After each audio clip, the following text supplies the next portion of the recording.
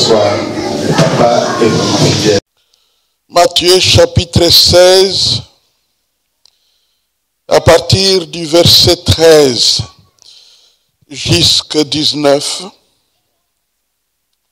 Et je vous propose, si vous le pouvez, de vous lever et nous allons lire ensemble la parole de Dieu. C'est-à-dire que je vais faire la lecture, mais que nous soyons un peu éveillés pour pouvoir suivre cette lecture.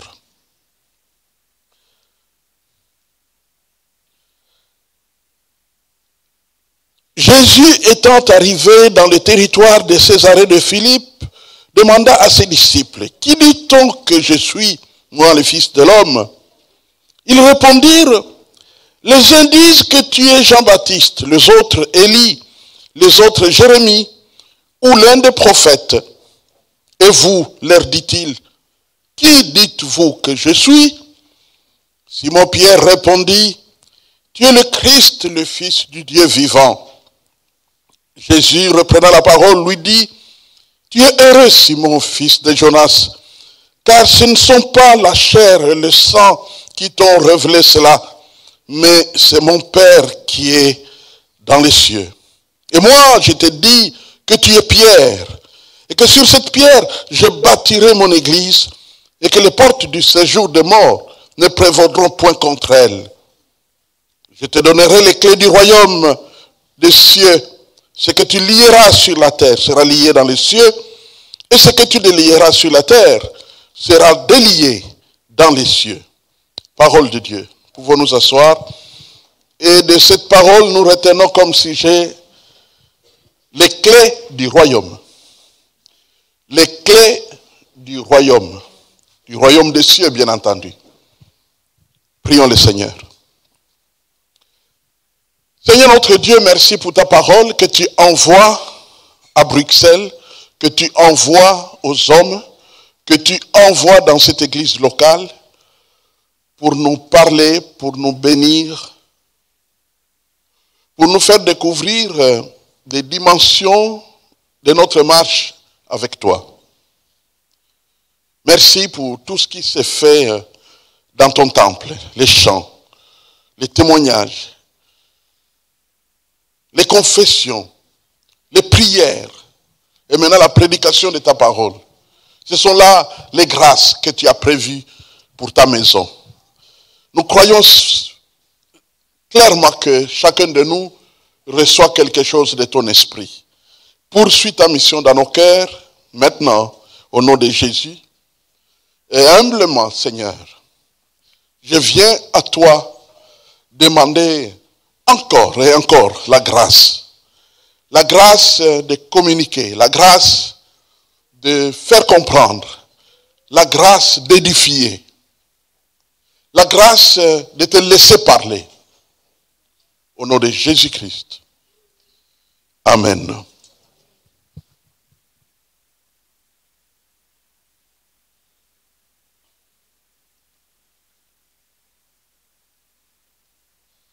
Deux choses sont frappantes dans ces passages. La première,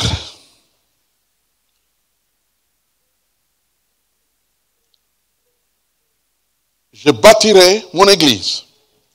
Tu es Pierre. Et sur cette pierre, je bâtirai mon église.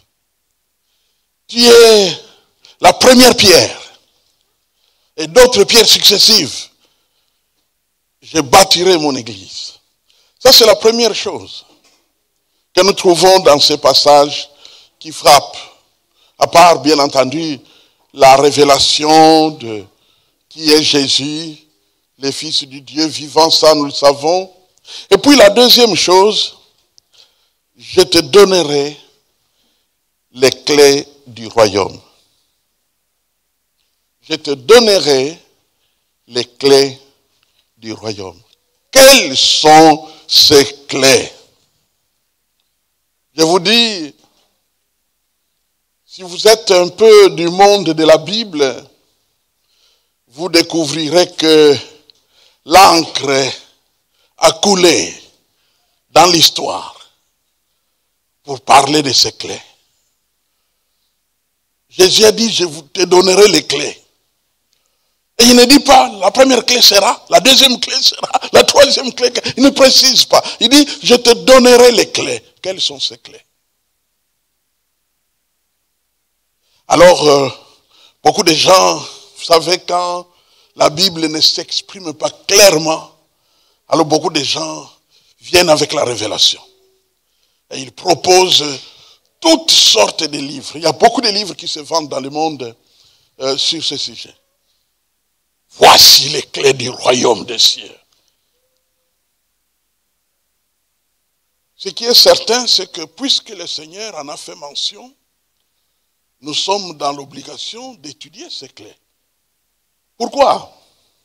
Parce que les clés, c'est l'outil.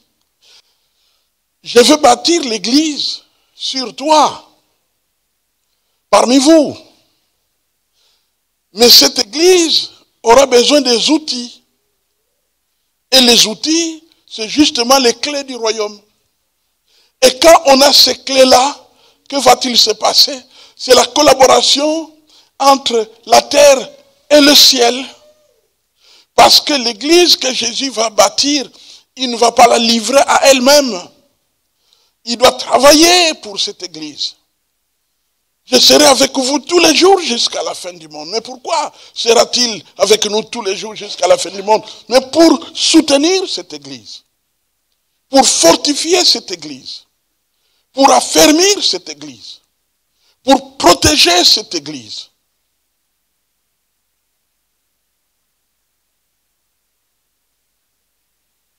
Les clés, quelles sont-elles ces clés-là?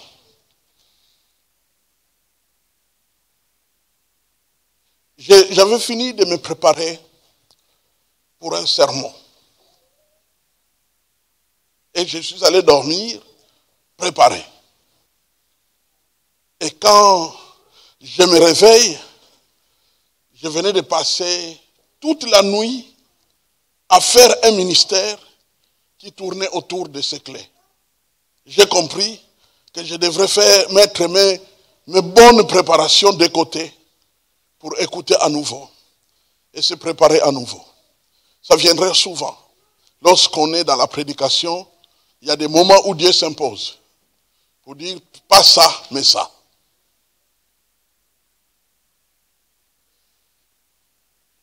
Quelle clé? Je vais en parler de 4 clés. 4 clés du royaume des cieux.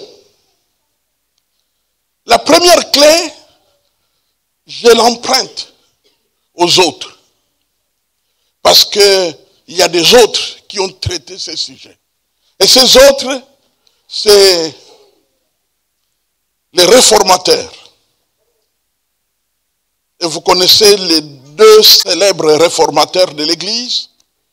C'était des experts catholiques au départ et qui, éclairés par la parole de Dieu, éclairés par le Saint-Esprit, ont exposé des fautes. On les a appelées les thèses, mais ce sont des fautes qu'ils ont trouvées dans la manière d'agir de l'Église d'autrefois.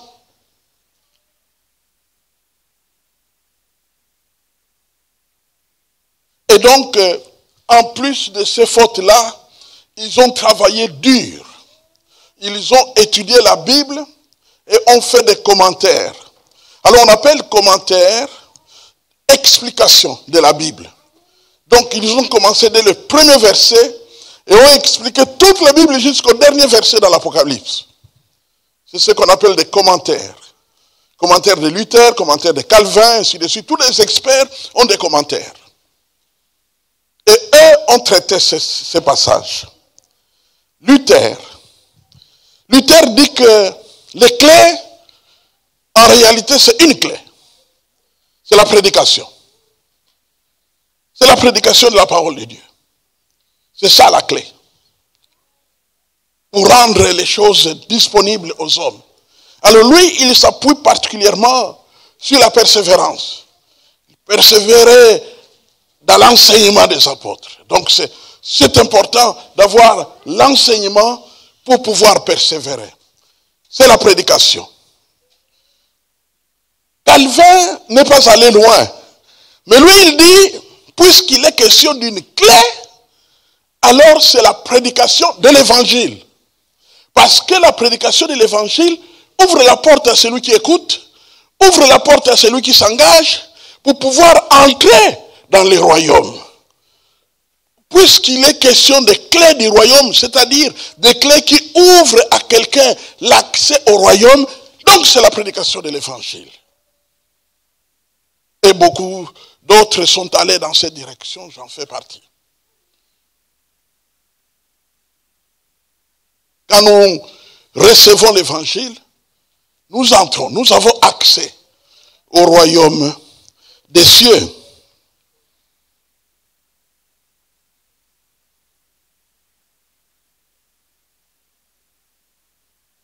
La prédication de l'évangile donc joue le rôle capital. Quand tu t'exposes à la prédication de l'évangile, beaucoup de choses se passent. Et c'est même l'un des signes que Dieu donne lorsque nous fréquentons une église. C'est que tu apprends beaucoup de choses. Tu es éclairé. Tu progresses dans la connaissance des choses de Dieu. Il y a une lumière. Tu peux avoir passé des années et des années fréquentant le milieu d'église, mais il y a un moment où tu fréquentes quelque part dans une église, il y a comme un décodage qui se produit. Il y a une lumière qui se produit. Tu comprends de plus en plus les choses de Dieu. Il n'y a pas que ça. Quand cette clé-là, nous y sommes exposés, il y a le changement.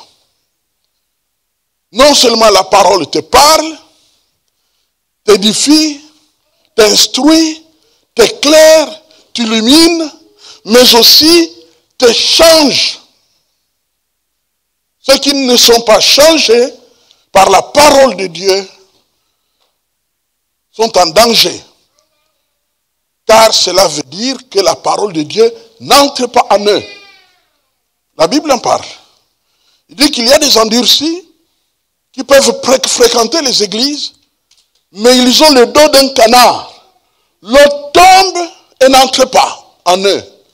On ne voit pas le fruit du changement que produit la parole de Dieu. On ne veut pas dire qu'ils n'ont pas de bons principes.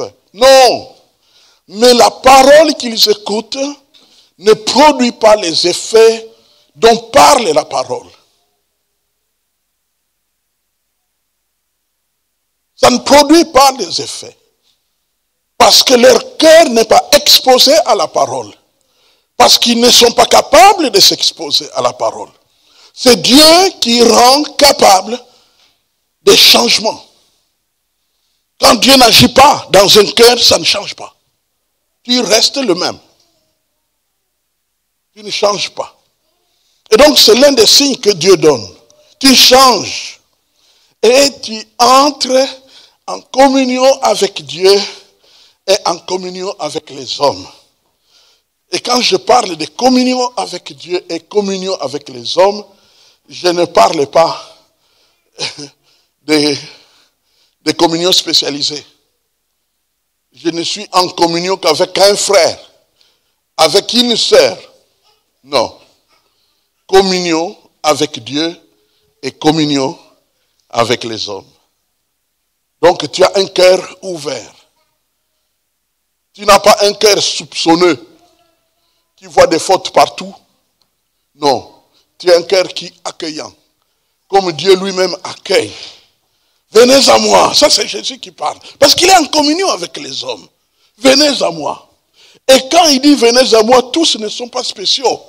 Il y a même des gens difficiles. Pouvez-vous imaginer que même parmi ses propres disciples, Jésus a logé un disciple compliqué. Il le trahira même. Et il le savait. Mais il l'a gardé. Parce qu'il était capable d'être Dieu, capable d'avoir cette vie-là que Dieu donne aux hommes. Alors, Pierre, dont on parle dès le point de départ, passe à l'action, il prêche l'évangile les jours de Pentecôte. Et vous pouvez constater que dès le premier jour où il prêche, 3000 personnes se donnent à Jésus-Christ. 3000 se donnent à Jésus-Christ. Et il ne va pas se limiter là. Là, il prêche principalement aux Juifs. Car même ceux qui sont venus d'ailleurs, ces jours-là, les jours de Pentecôte, dans Acte 2, sont tous des Juifs en réalité.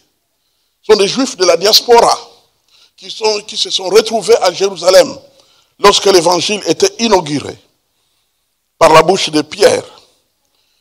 Dans Actes chapitre 8, il prêche aux Samaritains. Et dans Actes chapitre 10, il prêche aux etc. à Corneille. Corneille qui représente un peu l'Empire romain.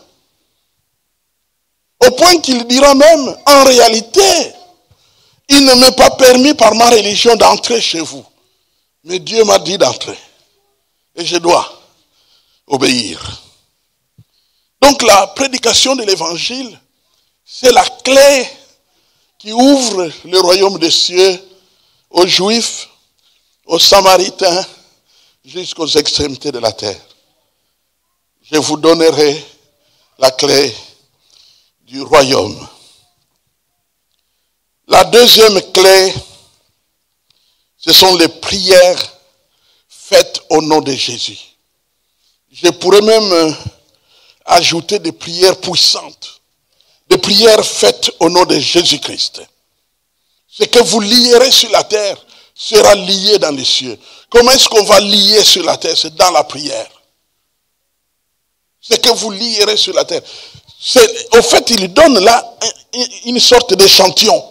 Quand il dit, je vous donnerai les clés du royaume. Et quand vous aurez les clés du royaume, vous deviendrez capable, quand vous liez sur la terre, nous on lie au ciel. Quand vous déliez sur la terre, nous on délie au ciel. Et remarquez que pour la première fois, et peut-être la seule fois, on commence par la terre. Quand tu as la clé, le ciel peut te suivre. Amen. Quand tu as la clé, le ciel peut te suivre. Parce que tu lis, tu délies, et quand tu as lié, le ciel lit ensuite.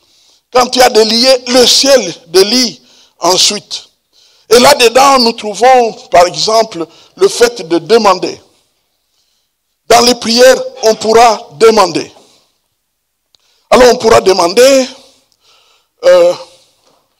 des choses dont on a besoin.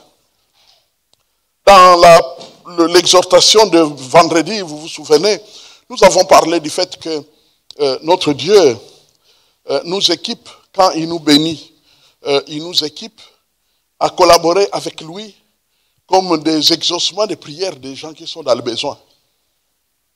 Oui, c'est l'une des dimensions du travail de l'argent dans nos vies.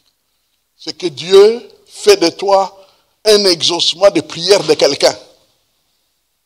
Quelqu'un est en train de prier, il ne sait pas comment il va vivre, comment il va résoudre tel problème, comment il va résoudre tel autre problème, et ainsi de suite. Parce que tu écoutes Dieu, au fond de ton cœur, comme une lampe s'allume. Souviens-toi de tel. Souviens-toi de tel. Pense à tel. Il y a tel qui est dans tel besoin. Il faut que tu interviennes pour tel. Et ainsi de suite.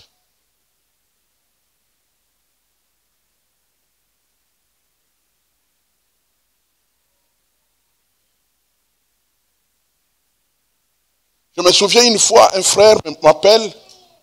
En fait, il est venu me voir tout simplement. Il est venu, on était là au centre de Campus pour Christ. Et il est venu, on s'est salué, il y a longtemps qu'on s'était vu. On s'est réjoui de se revoir. Il a dit, en réalité, je suis venu te dire au revoir parce que je vais aller donner cours. Il a cité l'école de province où il allait pour donner cours. C'est une bonne chose d'aller donner cours. J'ai dit, tiens, mais pourquoi tu vas aller donner cours? Et il m'a tout simplement dit, parce que je ne peux pas payer le Minerval pour continuer l'université. Et là, c'est comme une lampe qui s'allume dans mon esprit. Paye son université. Je lui dis, mon frère, je crois qu'il n'est pas bon pour toi d'aller donner cours et de te limiter à donner cours. C'est bon que tu continues l'université. Comme tu en as l'intelligence, les moyens, l'application, je suis prêt à t'aider. Et sur le champ, je lui ai donné l'argent pour aller payer les Minerval au campus de Kinshasa, afin qu'il continue les études en Polytechnique. Sans le savoir, en posant cet acte très simple et même amical, j'ai participé à l'inauguration du plan de Dieu pour toute sa vie. Parce qu'en payant ses Minerval, il est resté à l'école et l'année suivante, il y avait ce qu'on appelle un concours pour pouvoir avoir une bourse et aller étudier en Europe. Et donc, sur les quelques 500 candidats qui étaient là, parmi les 12 réussites, il y avait lui. Et directement, l'année suivante, il est venu en Europe. Il est venu en Europe avant nous. Et d'ailleurs, souvent quand je raconte les fameux miracles, lorsque Dieu m'a parlé dans les plaines d'Anvers, c'est à lui que je pensais. Parce que nous étions en connexion. Quelque chose s'était passé. Quand j'étais dans les plaines d'Anvers, dans le bus allant vers Amsterdam pour une conférence des serviteurs de Dieu, en 1983, et là, quand le chauffeur de l'autocar a dit, nous sommes dans les plaines d'Anvers, j'ai dit, ah, mais mon frère étudie quelque part ici, à Anvers, à l'école de la marine. Certainement, il étudie ici. Et en pensant à lui, une parole est venue. Je n'ai pas besoin d'y revenir maintenant. Les prières sont là pour faire fonctionner les demandes à Dieu, pour que nous demandions au ciel d'intervenir dans nos besoins. Mon frère, ma soeur, lorsque tu es dans le besoin, ne pense pas vite aux hommes. Pense à Dieu. Tourne-toi vers Dieu, car Dieu a des moyens. Amen. Dieu a des moyens illimités. Dieu est le plus grand riche. Souvent, on parle de millionnaires, on parle de milliardaires, mais il y a une catégorie qu'on n'ose plus parler. Quand tu atteins cette catégorie-là, on ne parle plus de toi. Parce que on ne croit pas que tu existes. Les trillionnaires, ceux qui ont des trillions. Trillion, c'est 1000 milliards. Quand tu as 1000 milliards de dollars, ça devient un trillion. Notre Dieu est un trillionnaire. Il a de l'argent et de l'argent. Et il n'a pas besoin de dépenser 1 euro de tout cet argent qu'il a. C'est pour ses enfants. Et tout ce dont il a besoin, c'est la foi de ses enfants, les demandes de ses enfants. Et donc, mon frère, ma soeur, chaque fois que tu seras dans le besoin, au lieu de demander à ceux qui ont 1000 euros ou 10 000 euros, au lieu de penser à eux, pense à celui qui est trillionnaire et qui t'aime honnêtement, justement, parfaitement, et qui te porte et qui a fait des promesses claires de s'occuper de tes besoins. Amen. Et son argent est partout. Son argent peut être dans des bouches de poissons. Les poissons qui nagent comme des poissons qu'on vend. Partout, son argent est là-bas. Et nous pouvons lui demander dans les prières. Ceux qui ne sont pas avec Jésus pensent que nous jouons quand nous parlons de ça. Mais nous qui croyons en Jésus-Christ, nous savons que c'est la vérité. Parce que nous avons vu de nos yeux comment Dieu a fait des choses que l'homme ne peut pas faire. Amen.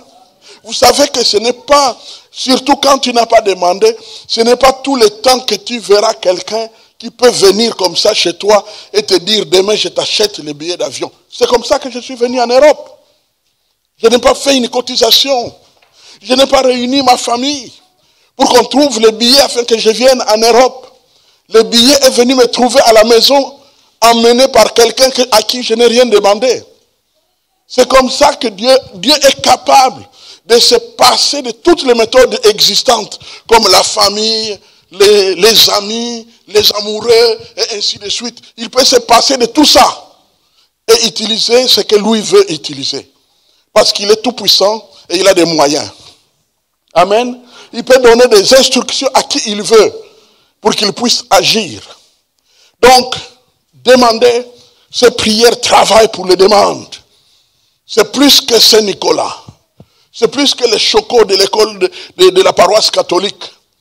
Il y a des cadeaux et des paquets qui doivent fonctionner au travers des demandes. C'est pourquoi tu ne dois pas te priver dans ta vie des demandes. Ça fait partie des programmes de la vie de l'Église. Donc l'Église de Dieu ne se trouve pas qu'à une rue. L'Église de Dieu se trouve chez toi. Tu participes. Tu es dans le lié du ciel. Tu es dans la collaboration avec le ciel par tes prières. Et ce que j'aime avec les prières, c'est que quand tu pries, tu te vides des fardeaux, des soucis, des inquiétudes. Tu te vides de tout ça. Parce que Dieu prend sur lui les fardeaux qui te tourmentent. Alléluia. Mais aussi les prières pour libérer les captifs. Il y a des gens qui sont tourmentés et les prières sont là pour les libérer.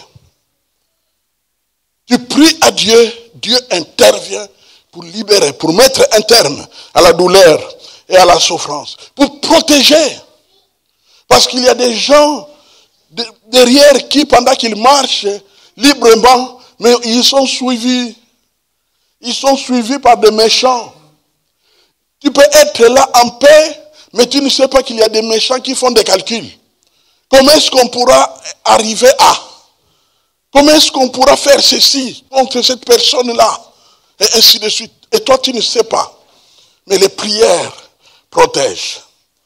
Les prières protègent parce qu'il y a la corrélation et la communication. Ce que vous lierez sur la terre sera lié dans les cieux. Ce que vous délierez sur la terre sera délié dans les cieux.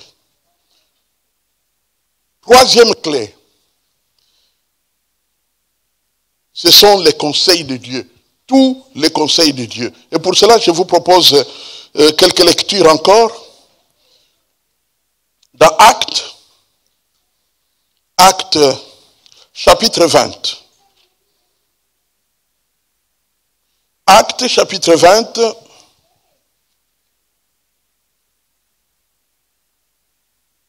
D'abord le verset 27. Nous pouvons lire le verset 27. Actes chapitre 20, le verset 27. La Bible dit, car je vous ai annoncé tous les conseils de Dieu sans en rien cacher. Les conseils de Dieu. C'est-à-dire que notre Dieu veut que ses enfants qui sont dans son église soient instruits, soient éduqués, soient éclairés. Beaucoup de choses qu'on déplore dans les milieux des chrétiens, c'est par manque d'éclairage, par manque de lumière biblique. On ouvre la porte au sectaire par manque de lumière biblique. On crée des incompréhensions par manque de lumière biblique. On crée des problèmes par manque de lumière biblique.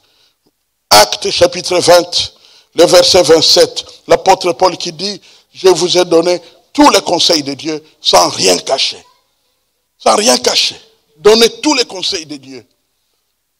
C'est la raison pour laquelle nous sommes liés à la parole et non pas liés aux choses qui peuvent nous nourrir les émotions des frères et des sœurs. Vous savez qu'une des tentations sur la terre, et c'est pourquoi la popularité ou un certain succès des églises, malheureusement, peut être fondé sur une simple animation émotionnelle de l'église. C'est-à-dire qu'on dit des choses que les gens aiment. Mais nous, on doit être liés. Bien sûr que nous pouvons trouver des vérités que les gens aiment. mais liés à l'écriture. Nous les situons dans l'écriture. Tous les conseils de Dieu doivent arriver. Voyez-vous, la Bible dit dans 2 Timothée chapitre 4 et suivant, 12 et suivant, la Bible dit que toute l'écriture est inspirée de Dieu. Et utile pour enseigner, pour instruire, pour corriger, et ainsi de suite.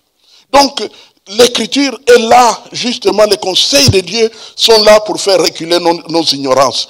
Toujours dans ces versets, dans ce chapitre 20, nous pouvons ajouter le verset 20 qui dit « Vous savez que je n'ai rien caché de ce qui vous était utile et que je n'ai pas craint de vous prêcher et de vous enseigner publiquement et dans les maisons. » Ça, c'est l'apôtre Paul qui parle. Et c'est justement derrière des gens comme Paul que nous travaillons tous. Il n'y a pas une autre voie à suivre. Prêcher sans rien craindre. Prêcher sans rien redouter. Quand nous avons une vérité à expliquer, nous devons l'expliquer avec courage. Qu'importe les réactions, qu'importe les mécontentements, il faut expliquer clairement aussi longtemps que vous savez que c'est écrit et que vous devez communiquer la vérité de Dieu. Je n'ai pas craint, dit-il, de vous prêcher en public et en privé dans la maison. Et au verset 35, que dit l'Écriture? Toujours ce chapitre 20, au verset 35, la Bible dit « Je vous ai montré de toute manière que c'est en travaillant ainsi qu'il faut soutenir les faibles et se rappeler les paroles du Seigneur qui a dit lui-même, il y a plus de bonheur à donner qu'à recevoir. » Là, on voit l'apôtre Paul qui est en train d'expliquer qu'il y a dans nos communautés chrétiennes des faibles. Et ici, quand on parle de faibles, on parle des gens qui passent par des circonstances où ils sont dans les manques. Et alors, il y a ceux qui travaillent, ceux qui ont des portes ouvertes et qui peuvent utiliser leurs moyens pour soutenir ceux qui sont faibles. Mais aussi faibles, on peut extrapoler dans l'application de la parole de Dieu qui est abondante pour aller jusqu'à ceux qui sont faibles, c'est-à-dire qu'ils passent par des situations difficiles. Ça peut être émotionnel, relationnel, au niveau de leur santé, au niveau, quel que soit le niveau, soit baisse dans la capacité de réfléchir et à résoudre leurs problèmes, et ainsi de suite. Quels que soient les problèmes qui se passent, quand quelqu'un est faible, il a besoin du soutien des autres. Et tout ça proviendra du conseil ou des conseils de Dieu pour pouvoir soutenir ceux qui sont faibles. Dans 1 Thessaloniciens, toujours dans cette clé qui concerne les conseils de Dieu, 1 Thessaloniciens chapitre 2. Que dit l'Écriture? 1 Thessaloniciens chapitre 2, le verset 4 nous dit ceci. « Mais selon que Dieu nous a jugés dignes de nous confier l'évangile, ainsi nous parlons, non comme pour plaire à des hommes, mais pour plaire à Dieu qui sonde nos cœurs. » Dieu nous a fait confiance et nous a confié l'évangile. Mes frères et sœurs, vous savez, la première liberté de prêcher l'évangile ne s'obtient pas au temple. C'est partout où nous sommes. Partout où nous nous trouvons, nous devons prêcher l'évangile. Si nous n'avons pas le courage de prêcher l'évangile partout où nous nous trouvons, nous ne sommes pas qualifiés en vérité pour venir prêcher l'évangile à l'église. Nous devons être capables de prêcher l'évangile partout. Nous rencontrons des hommes, nous rencontrons des femmes et nous parlons de Jésus-Christ. Nous parlons de Jésus-Christ. Nous parlons de Jésus-Christ. Je crois que certains d'entre vous, vous souvenez, une fois sur Facebook, j'étais en train de prêcher à des gens qui traduisaient mon message en espagnol.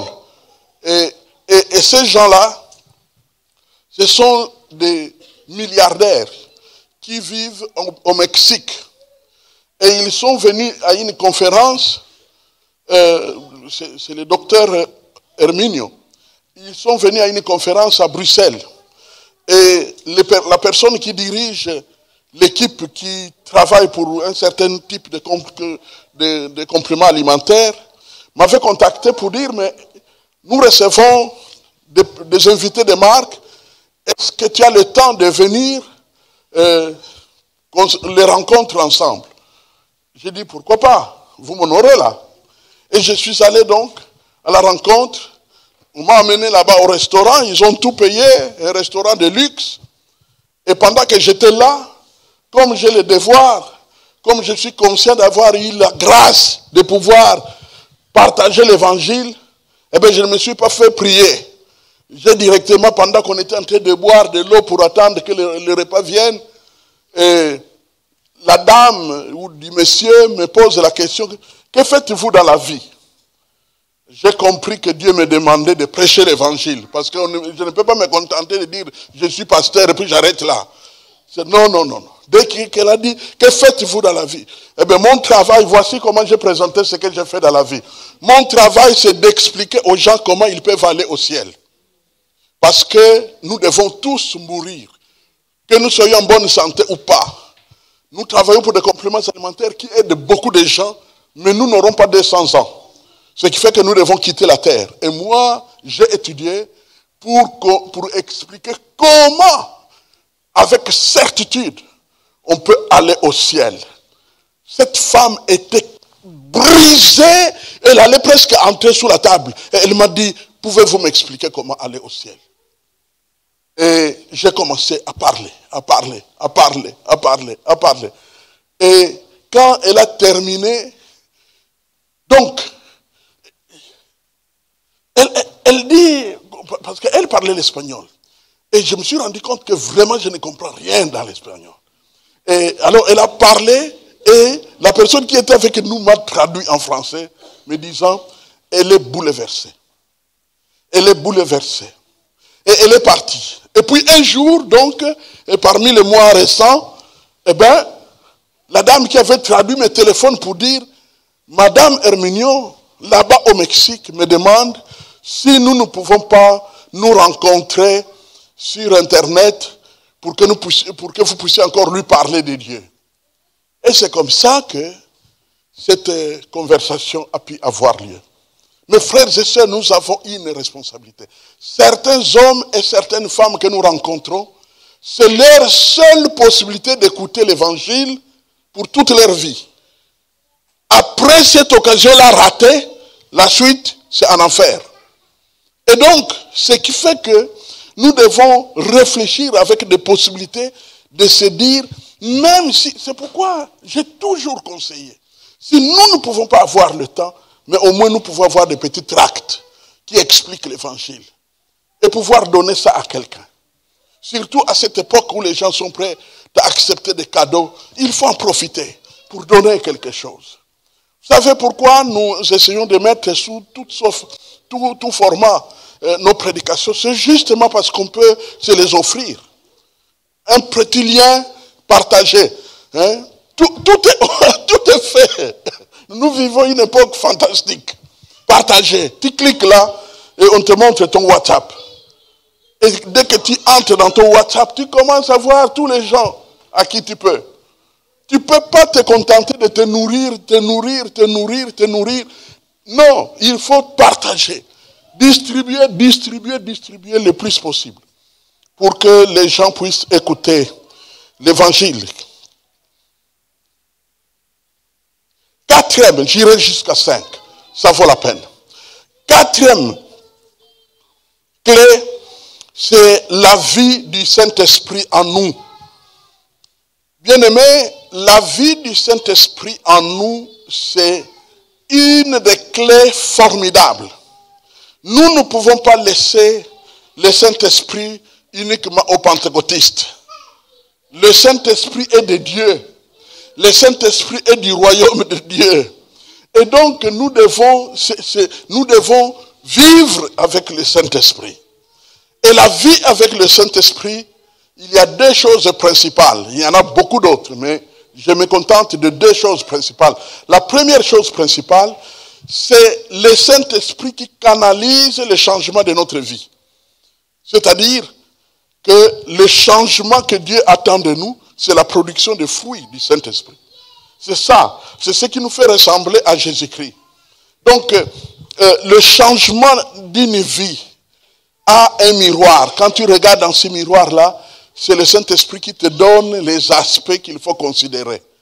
Tu dois devenir patient, tu dois devenir ceci, tu dois devenir cela, tu dois devenir plein de bonté, et tu dois devenir plein d'amour pour tous, et ainsi de suite. Donc, le Saint-Esprit te fait voir, n'est-ce pas, le fruit, comment tu dois te comporter. Notre comportement, nous ne choisissons pas à nous comporter comme nous voulons. Si tu es chrétien, tu cesses de te comporter comme tu veux.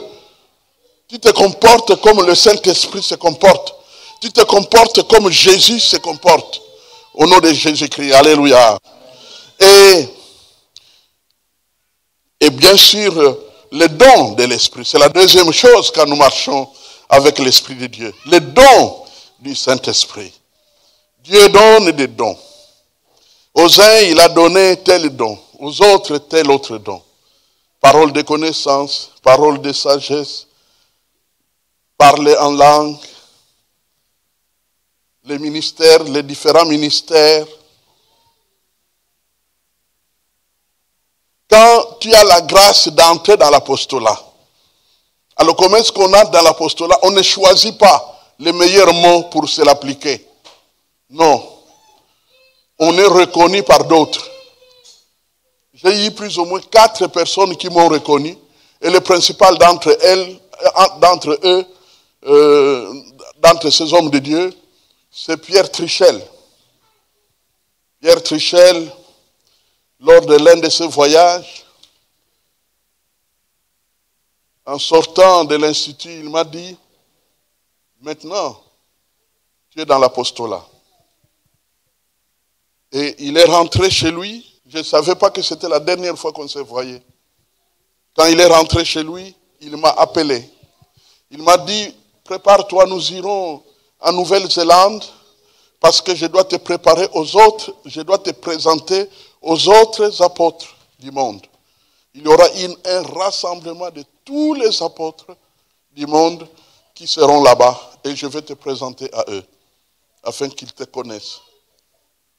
Donc, j'étais reconnu pas seulement comme apôtre entre amis. Non, c'est une reconnaissance qui est allée. Mais qu'y a-t-il derrière l'apostolat, mes frères et sœurs? Il y a un certain nombre de choses qu'il y a derrière l'apostolat. Et une des choses, souvent on parle très peu de ça, c'est la persécution. Quand tu entres dans l'apostolat, alors tu deviens balayeur. C'est le terme que l'apôtre Paul utilise. Tu deviens balayeur. Ne crois pas que tu seras maintenant honoré. Parce que, apôtre Azoya, tout le monde est déjà content. L'apôtre arrive. Non, non, non, non. Nous sommes devenus, dit l'apôtre Paul, des balayeurs du monde. Ça, c'est la première bénédiction que tu auras quand tu deviens apôtre. Maintenant, on peut ajouter tout le reste. C'est-à-dire que Dieu peut parler par toi de façon prophétique, d'une manière assez surprenante. Assez surprenante. On ne sait même pas où tu trouves la chose que tu as dit. On ne sait même pas. Il y a des choses que je ne pourrais même pas vous dire. Parce que ce sont des choses invraisemblables. Je ne peux même pas me permettre de dire une telle chose. Que voici ce qui s'est passé à tel endroit. Je ne peux même pas vous en parler. Parce que Dieu est capable de faire ce qu'il veut avec ceux qui sont dans l'apostolat. Au fait, l'œuvre de Dieu se construit autour de l'apostolat. C'est la raison pour laquelle c'est pas qui veut. Tu trouves une salle et tu réunis les gens. Non, le ministère de l'Église tourne autour de l'apostolat. C'est pourquoi c'est un grand bonheur de pouvoir reconnaître et accepter avec joie ceux qui collaborent avec moi, parce que vous faites un choix de reconnaissance de ce que Dieu m'a donné. Et de la sorte, nous pouvons servir l'Éternel. Et je vous dis, tout ce qui s'ajoute à l'Église, ne vous inquiétez pas. Ça viendra de soi. Ça ne vient pas de nous. La croissance d'une Église ne vient pas de nous. Elle vient de lui. C'est Dieu qui fait croître. Nous, on fait ce que nous devons faire et régulièrement. Amen.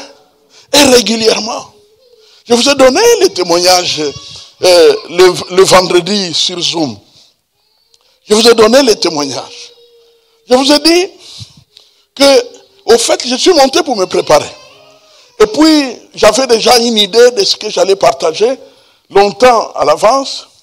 Et puis, quand je monte pour me préparer, apparemment, j'ai réglé les montres pour me réveiller à une heure donnée. Et puis, je suis parti. Et quand il était 20h12, le sommeil s'est coupé d'une manière miraculeuse. J'ai compris que c'était un appel au devoir. Ah mais tu continues à dormir, toi. Vous savez, il y a des moments où le Saint-Esprit peut te parler comme un grand frère. Qu'est-ce que tu fous, toi? Réveille-toi. Oh, c'est ça. N'ose pas trembler. N'ose pas dire, mais qu'est-ce que je vais dire? Non, ne faites jamais ça au Saint-Esprit. Parce que ça signifierait que tu es plein d'incrédulité. Il faut simplement dire, Seigneur, merci pour le repos. Ça fait vraiment du bien. Maintenant, dis-moi qu'est-ce qu'on va partager avec les autres. Et tu attends. S'il ne donne pas, présente-toi. Dès qu'on te donne le micro, il donne. Et dès que tu ouvres la bouche, et les choses commencent à venir. Les meilleures de mes prédications sont venues de cette manière-là. Et pas celles que j'ai préparées. Où j'ai utilisé toute la science et tout ça. Non. C'est venu de cette manière-là. C'est comme ça que Dieu travaille. C'est comme ça que Dieu veut faire des choses au milieu de son peuple. Donc, la vie du Saint-Esprit en nous est le fruit de l'Esprit qui doit manifester notre comportement de tous les jours. Mon frère, ma soeur, je sais que tu aimes ta vie et que tu aimes vivre comme tu penses, le meilleur que tu veux. Mais je vais te donner un conseil. Arrête. Vis avec le Saint-Esprit. Vis avec le Saint-Esprit. C'est tout ce qu'il te reste si tu es vraiment né dans le royaume des cieux. C'est tout ce qu'il te reste. Tout ce qu'il te reste. Rien d'autre.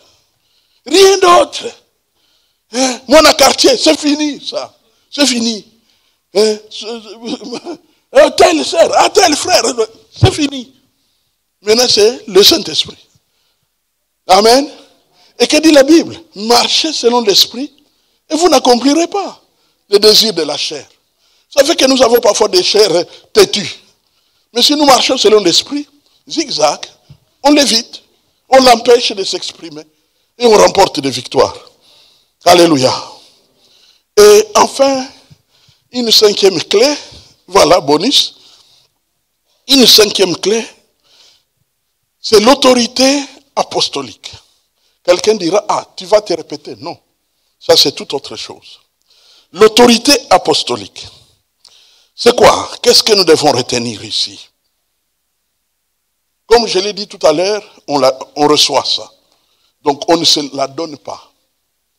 On ne se la donne pas, on la reçoit des autres. De la même manière que nous recevons toutes les autres positions, eh bien, on la reçoit des autres. On reçoit cela. En d'autres termes, j'ai de la peine à vous le dire, mais je vous le dis courageusement.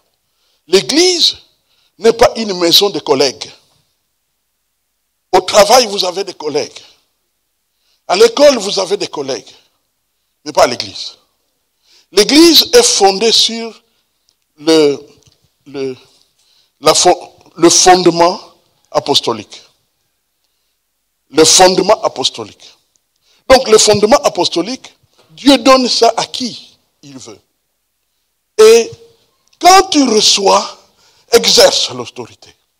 Mais ne cède pas l'autorité à des gens qui ne doivent pas avoir l'autorité.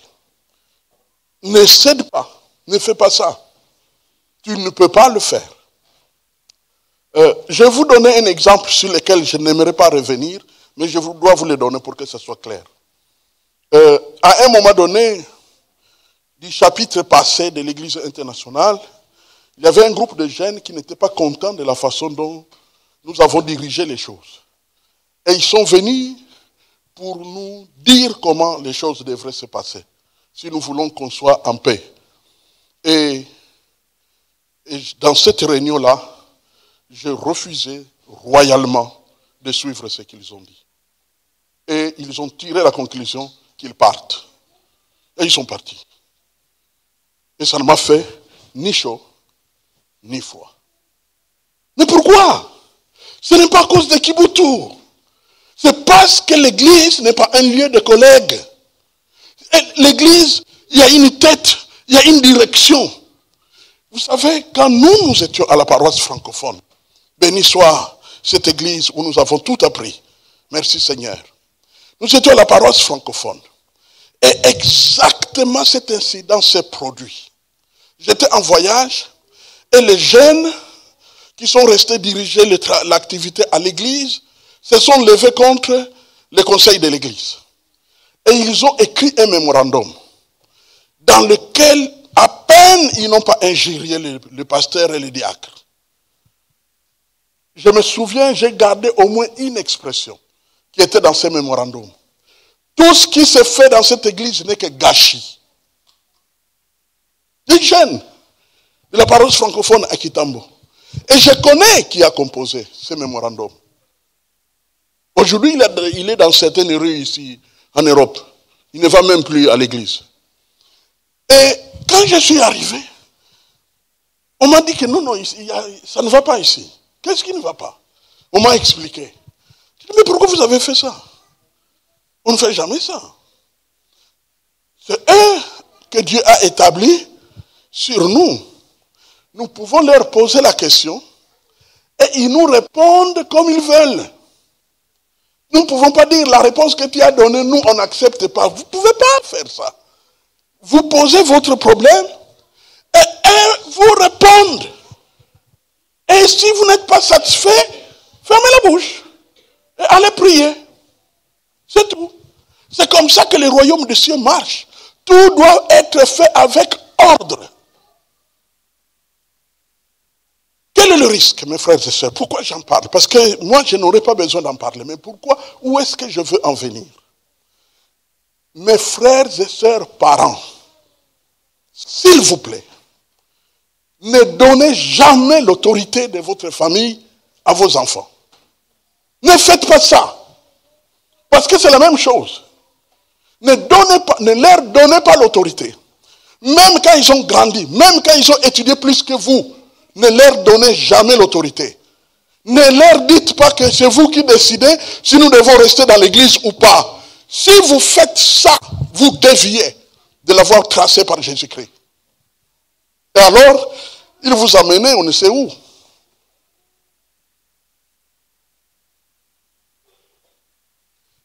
Vous voyez comment ça marche, l'autorité. C'est comme ça. Et de la sorte, on peut faire des choses. Vous savez, il y a des moments où, moi aussi, j'ai envie qu'on fasse certaines choses. Je vous l'avoue. Mais moi-même, il y a des moments où je ne peux rien faire. J'attends. J'attends.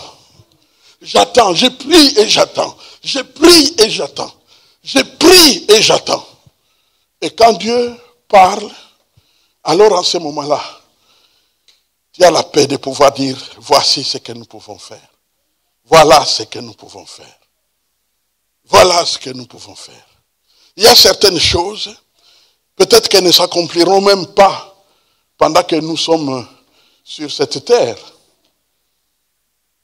Tout ne s'accomplira pas pendant que nous sommes là. Tout ne s'accomplira pas. Gloire à Dieu si ça ne s'accomplit pas. Mais j'ai confiance que la majorité des choses dont nous avons besoin en tant qu'Église vont s'accomplir et de la sorte nous serons heureux de pouvoir avancer avec le Seigneur. C'est de cette manière-là que les choses pourront avancer. Donc, on ne cède pas aux pressions dans l'autorité. On ne cède pas aux pressions. On dépend vraiment de Dieu et on dépend de Dieu. On dépend de Dieu. Alors, je vais vous donner un autre exemple pour que vous puissiez comprendre très bien. Le synode n'est pas apostolique. C'est-à-dire, un synode n'est pas au-dessus d'une église. Non. C'est une plateforme de communion fraternelle pour les églises qui veulent collaborer. Par exemple, ici en Belgique, il peut y avoir autour de 400 églises protestantes. Mais sur les 400 églises protestantes, il y a une quarantaine qui sont avec les synodes. Donc vous voyez que c'est 10%. Donc un synode n'est pas un besoin d'une église. On collabore là-bas aussi longtemps qu'on est en communion.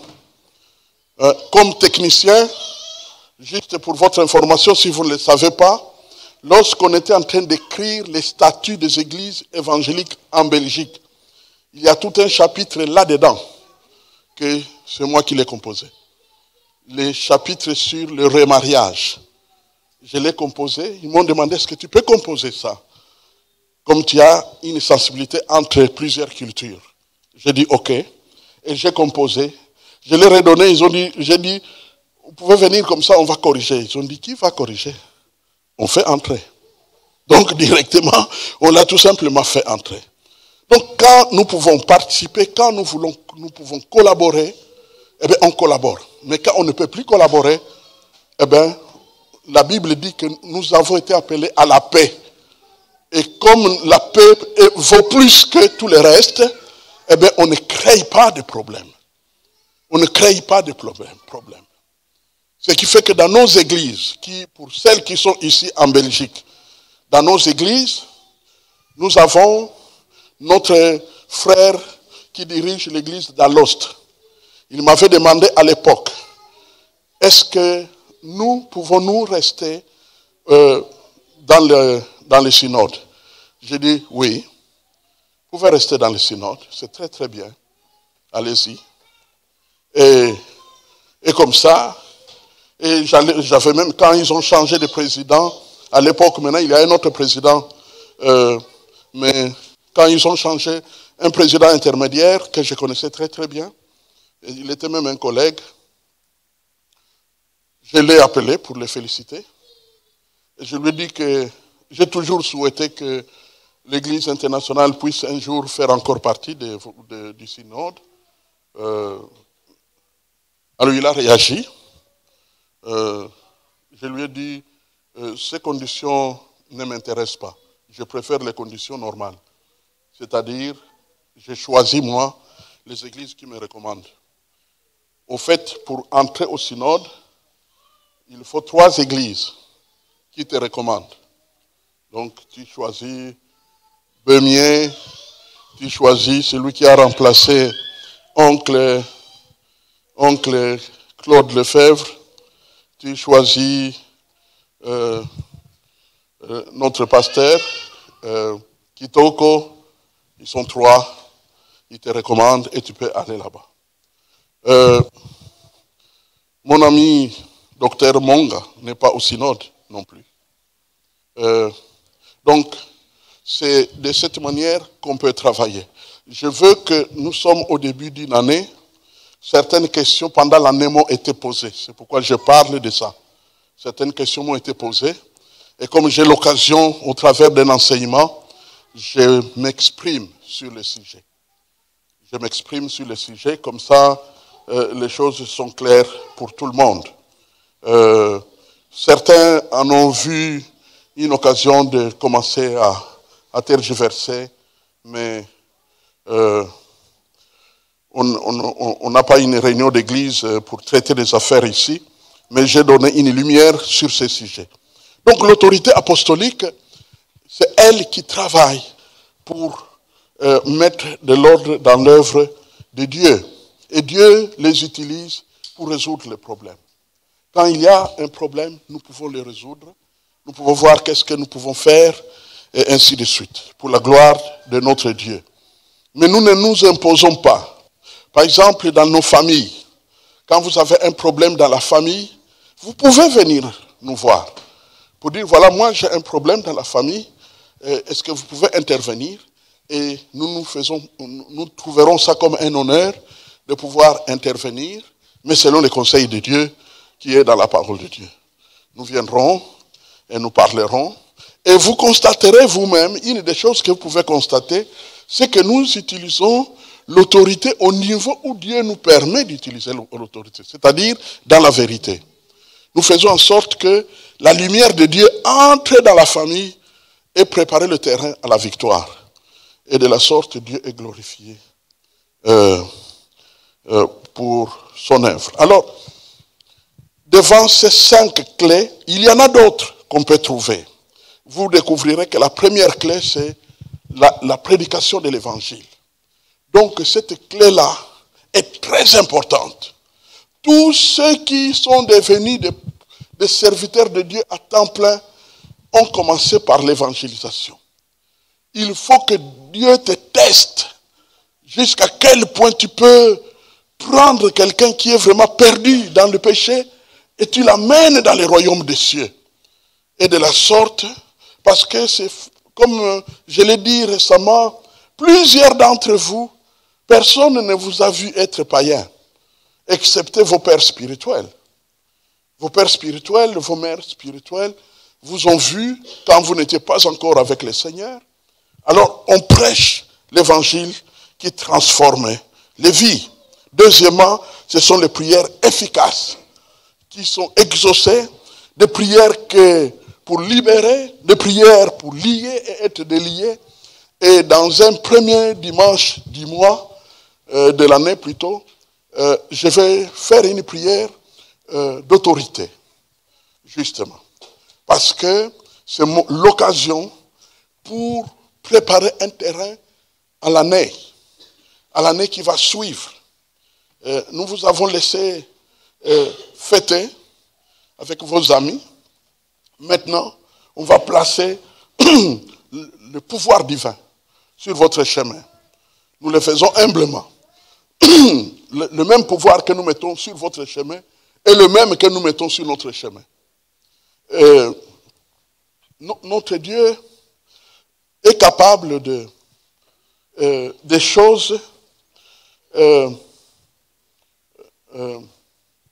Si vous croisez quelque part un pasteur qui vous dit comment va les patriarches, c'est moi. Donc, quand on vous dit comment va les patriarches, parce que vous êtes de l'EIB, eh bien dites-vous, c'est on parle de notre pasteur. Donc, c'est moi le patriarche des églises évangéliques, principalement d'origine africaine, dans ce pays. Donc, on me respecte beaucoup, par la grâce de Dieu. Amen. Oui, on me respecte beaucoup par la grâce de Dieu. Vous avez entendu récemment, Sandei de Kiev est venu à Bruxelles. Il devrait se réunir quelque part pour bénir un ministère. Et il a demandé qui doit être avec moi dans ce pays. Et sans hésiter, on lui a dit que non, nous avons un patriarche, on va l'appeler. Et c'est comme ça qu'on m'a appelé. Et je suis allé rencontrer Sandei. Et dès que nous avons fini la réunion et qu'il m'a entendu parler de son ministère, comme si je vivais avec lui, parce qu'au fait, son ministère, c'est un cours que j'ai donné. Donc, ce qui fait qu'il était tellement fier et content que j'ai parlé de ce ministère dans le cadre de la croissance de l'Église, la missiologie. Et donc, une relation est née. Nous nous parlons presque chaque semaine.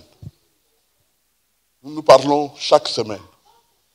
Il y a d'autres choses qui se passent que je peux ou ne pas partager. Mais comme il y a tellement de choses qui circulent, parfois c'est bon que je vous en parle. Donc il peut arriver parfois qu'on me fait des surprises auxquelles je ne m'attends pas. C'est une grâce. Vous savez, quand vous vivez une époque de votre vie, vous avez été rejeté par quelques-uns. Quand il y en a d'autres qui vous accueillent, vous dites merci Seigneur. De ce que ce n'est pas tout le monde qui m'a rejeté et qu'il y a ceux qui reconnaissent la grâce de Dieu qui est sur nous.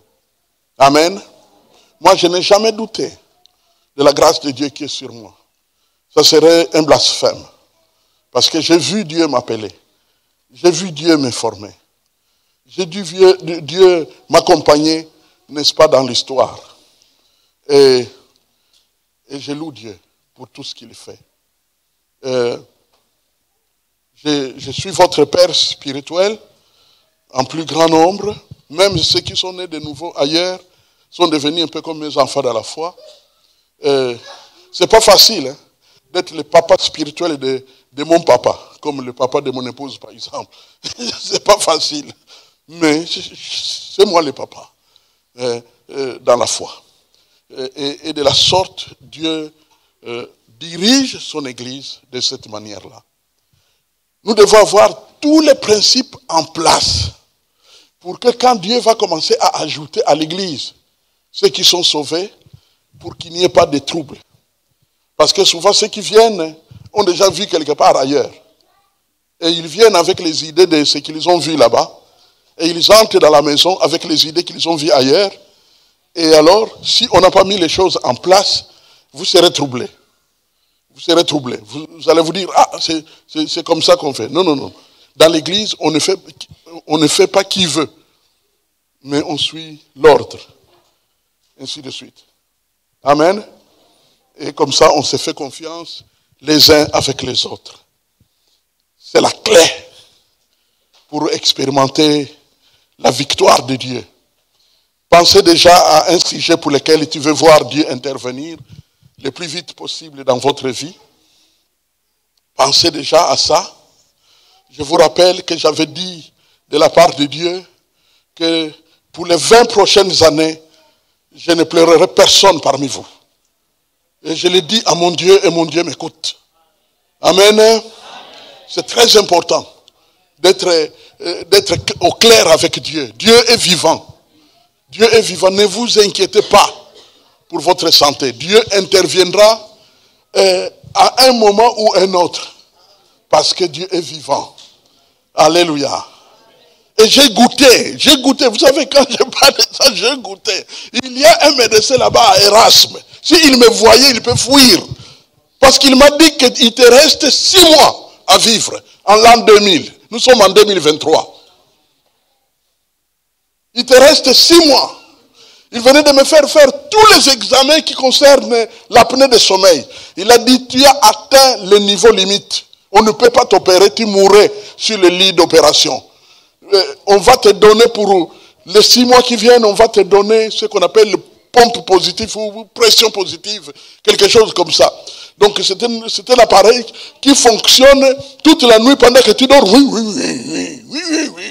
Et ma femme un jour me pose la question, c'est comme ça que nous allons vivre avec cet appareil.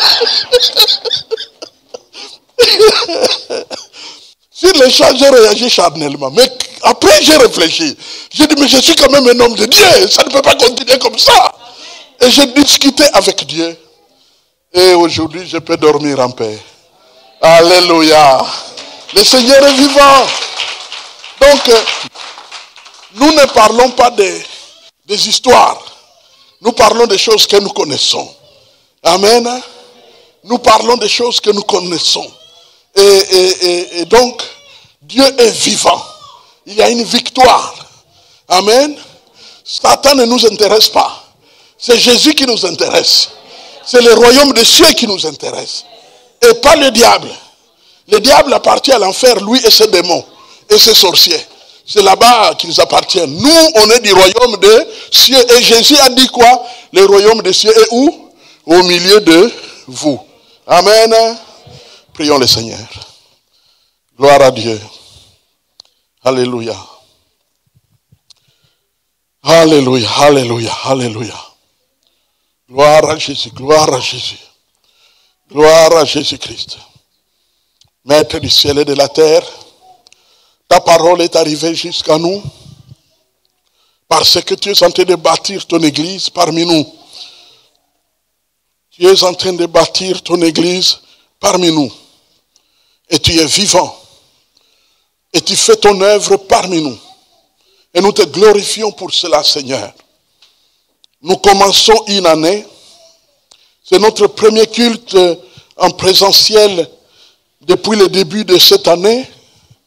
Et nous voulons venir à toi pour te demander, afin que tu donnes les choses dont nous avons besoin pour faire la route. Pour faire la route. Pour faire la nouvelle route. Pour faire le nouveau voyage. Avec toi et pour ta gloire. Maître du ciel et de la terre, tu es parfait dans tout ce que tu fais. Tu es le roi des gloires. Tu es le Dieu fort dans les combats. Tu es le Dieu qui combat pour ton peuple. Tu es le Dieu qui a tout à ta disposition pour bénir ton peuple. Voilà pourquoi je m'approche de toi, Dieu vivant, pour te demander de déverser les grâces. De déverser les grâces. Il y a des blocages spirituels qui se manifestent dans certaines vies. L'ennemi pense qu'il contrôle la situation, mais il se trompe. Et c'est pourquoi, à cet instant même, nous venons à toi pour que toute chaîne dans laquelle l'ennemi a lié quelqu'un, quelqu'une, que cette chaîne soit maintenant brisée au nom de Jésus. Il y a des chaînes qui peuvent concerner le lieu du travail. L'ennemi a suscité une telle opposition qu'on commence à se demander si on gardera le travail. Père, la Bible dit que c'est toi qui ouvres des portes que personne ne peut fermer. Voilà pourquoi je te prie maintenant que ta puissance se manifeste en faveur de tous ceux qui font l'expérience de l'opposition au travail, afin que tout soit remis en ordre dans le nom puissant de Jésus. Dans le nom puissant de Jésus. Dans le nom puissant de Jésus. Il y a ceux d'entre nous qui ont de sérieux problèmes matériels, de sérieux problèmes financiers, et qui veulent voir ta gloire se manifester. Nous l'avons vu dans ta parole, que tu es trillionnaire, et que de la sorte tu pourvois, tu disposes de tout l'argent nécessaire pour résoudre les problèmes de la terre. Papa, tu sais que je t'ai demandé un temple. Et maintenant, nous venons encore à toi à cet instant pour te demander le temple. Un bâtiment à nous. Pas pour louer, mais pour posséder. Et fais-le, Seigneur. Car tu disposes de toute une grande ville de Bruxelles, composée de milliers et de milliers de mètres carrés. Et donc plusieurs de ces mètres carrés sont libres. Mais tu as aussi le pouvoir de choisir les mètres carrés qui, pour l'instant, sont occupés comme autrefois, quand tu avais décidé de donner à Israël des mètres carrés sur un certain territoire. Eh bien, prévois ces mètres carrés et crée des jonctions, crée des contacts, suscite l'argent. Papa, j'ai refusé qu'il y ait des esclaves du temple, que ceux qui seraient liés, tellement liés qu'ils sont devenus malheureux à cause de l'achat du temple. J'ai dit, ça, on ne fera pas. On veut faire ce que Dieu fait. Alors, papa, viens faire ton travail. J'aime prier en public comme ça. Quand tu exauceras, tes enfants se souviendront que nous avons prié pour te demander le temple.